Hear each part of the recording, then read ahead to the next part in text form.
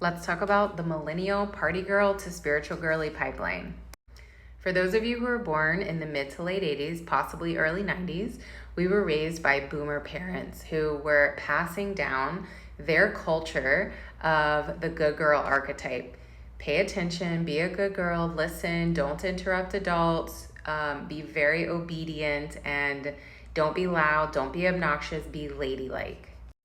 Oftentimes, these boomer parents did not see good emotional regulation from their parents either.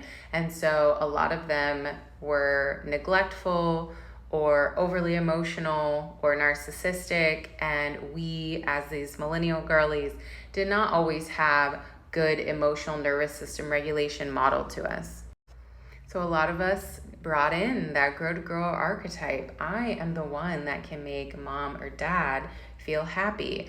I don't get in trouble if I perform and achieve. I can deal with these emotions because I don't want to disrupt my parent, because when they get disrupted, that's even worse.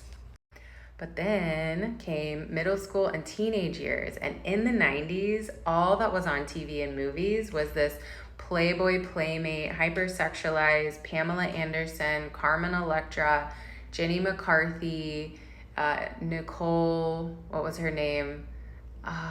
She had her own TV show. Anyways, all of these like big busty blonde women, and they were all party girls, and that was idolized in the 90s on MTV and Married with Children and The Simpsons. And so us as good little girls, but also in our rebellious phase, we decided I need to be that. That's what boys like. That's what people like. And so I'm going to adopt that identity.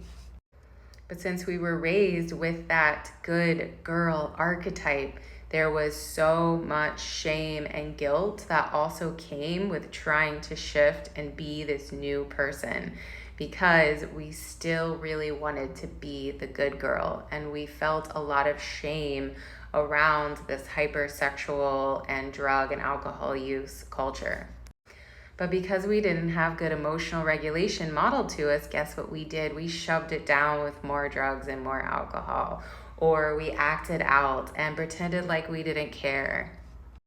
And since this type of behavior was normalized, we just assumed this is the way everyone is and the way everything was. But after a decade of partying and feeling this shame and guilt and not feeling good enough, and also still having these perfectionistic type personality and people pleasing and codependency and a slew of traumatic relationships that usually also involved drug and alcohol use, we crash. And the party girl ends up with a chronic illness in her early 30s, which can look like autoimmune condition. It could look like mast cell activation, mold illness, Lyme disease, PCOS, any type of chronic illness. Really, it can manifest out of these years and years of chronic stress and chronic dysregulation with who we are and our emotions. And so now into our 30s is when we're all trying to figure out, what on earth did I do to create this perfect storm that led to an illness? And some of us may feel like the victim for a while, but eventually we are strong and we are independent and we are high achievers. So what we did was we learned how to heal from this chronic illness, whether it be through natural and holistic ways or subconscious work or trauma work. We all got sober, and now we're into microdosing and being in dance culture and party culture totally sober, and really discovering who was I supposed to be without all the propaganda, without all of the subconscious programming that came from my parents and the culture at the time. And now we're healing those money wounds too, because we're making money becoming coaches and therapists and energy healers and light workers. And we're all expanding into these beautiful humans in our 30s that can heal the collective. And so if you are one of these millennial girlies that were born in the mid to late 80s, early 90s, that are struggling with a chronic illness right now, know that you are part of this collective movement to save these future generations from having to go through this pain.